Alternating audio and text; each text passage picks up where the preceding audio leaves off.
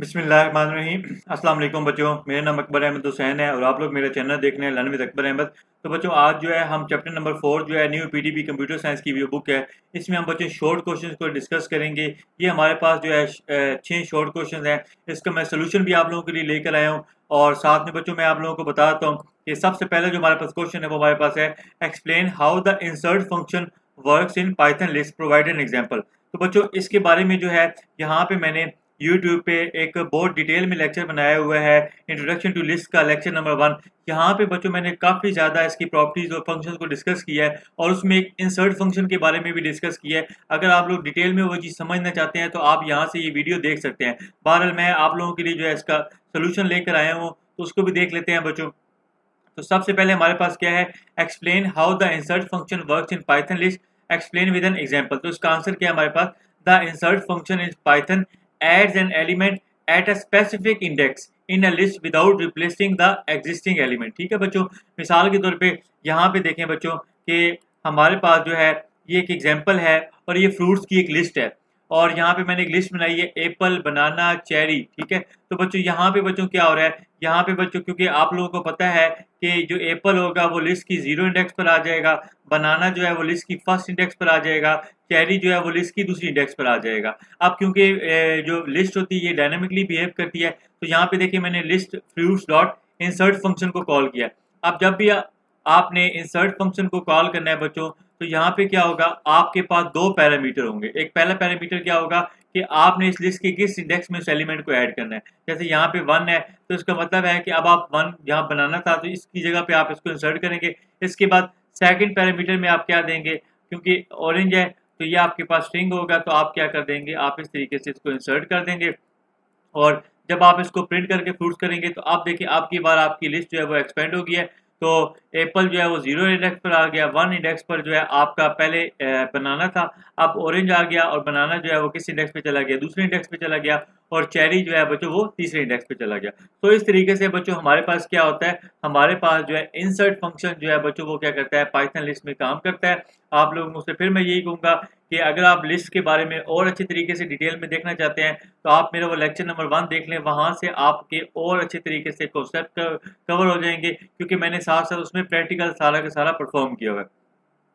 अब बच्चों हम आ जाते हैं क्वेश्चन नंबर 2 पे, explain the potential issues which could arise when two variables reference the same list in a program, provide an example. यानी कि आपने क्या करना है, एक लिस्ट है और उसके अंदर क्या कर रहे हैं, दो वेरिएबल जो है सेम ही लिस्ट को जो है वो कर रहे हैं, असेस कर गए हैं, तो वहां पे क्या इशू आएगा। तो यहाँ पे इसका आंसर है, when two variable refer the same list, changing the list using one variable also affects the other because both point to the same memory location. यानी कि अगर क्या करेंगे, अगर दो जो है आपके पास दो जो है वेरिएबल हैं और ये आपके पास एक लिस्ट है, ठीक हो गया, यानी ये आपके पास एक लिस्ट पड़ी हुई है और यहाँ पे आपके पास एक वेरिएबल ए है और बी है। अगर ए वेरिएबल इस लिस्ट को एक्सेस कर रहा है और बी वेरिएबल भी इस लिस्ट को एक्सेस कर रहा है, अगर ए ने क्या कर दिया, कहीं जाके लिस्ट में आइटम्स को चेंज कर दिया, तो उस चीज़ का इम्पैक्ट जो है वो बी के लिए भी पड़ेगा, ठीक हो गया। तो ये चीज़ जो है वो बताना चाहते हैं, because both point to the same memory location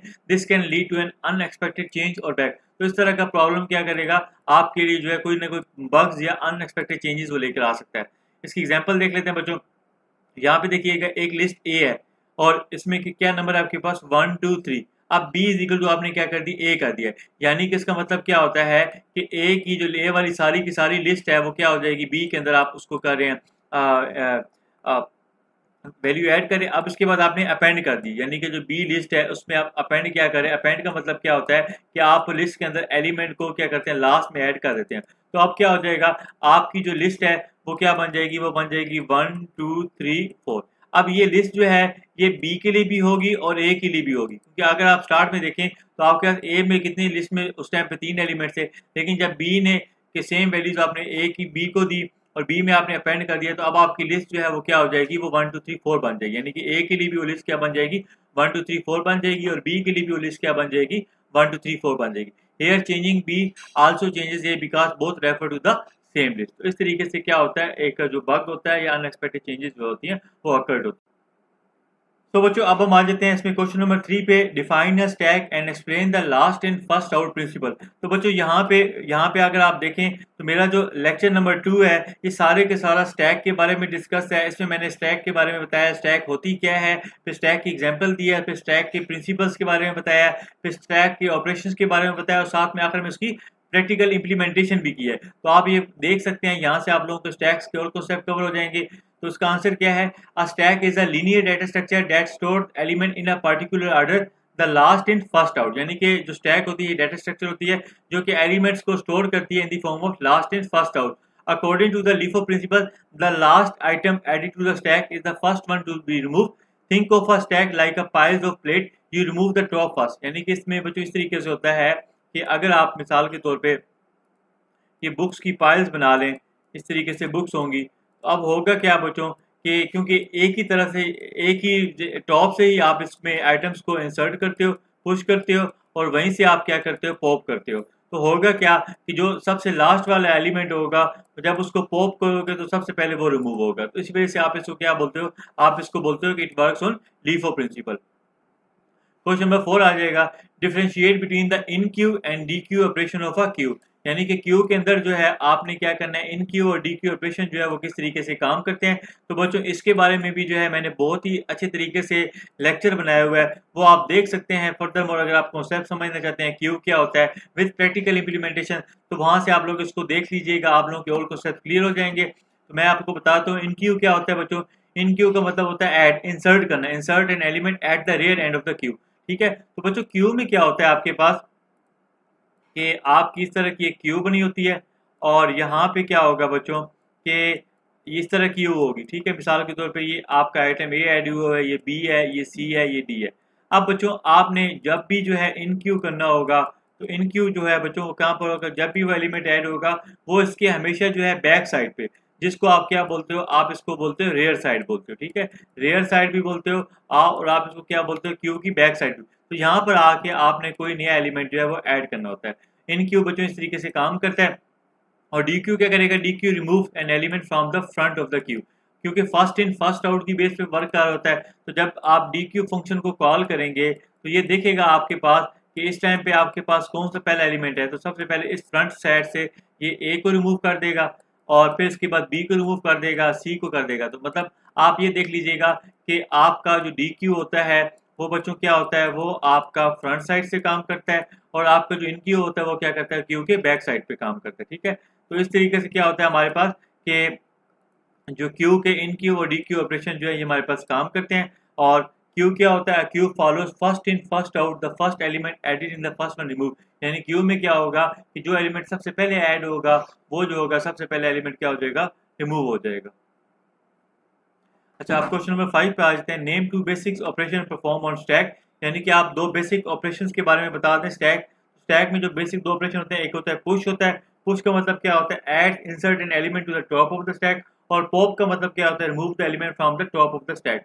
तो बच्चों यहाँ पे क्या होता है आपके पास कि आपकी स्टैक जो होती है बच्चों इसमें ये होता है क्योंकि ये लास्ट इन फर्स्ट हाउस की बेस पे काम करती है।